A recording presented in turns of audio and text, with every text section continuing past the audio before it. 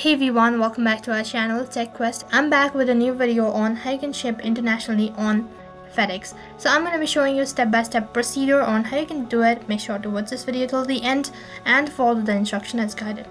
So in order to ship internationally on FedEx, what you need to do is, there are some guidelines regarding this. You need to make sure that you have all of these necessary requirements. So the first step, what you need to do is you need to ensure that the items can be shipped as intended. And second step, you need to select a custom broker and determine the term of sale. Once you've done that, on the step number 3, you need to gather information regarding the product that you're shipping. You also need to determine which customer's documents are required. So you need to enter in the customer's documents or the recipient's document. And you also need to create an international label, and after that you need to complete and submit the custom documents. And once you're done, you need to package your items. You need to drop the product at the service point, and after that you'll be able to ship internationally on FedEx. Now if you're still confused with the information, then what you can do is you can simply open up your web browser and then on the search box type in the link www.fedex.com/shippinginternational, and also make sure to leave the link on my description box below.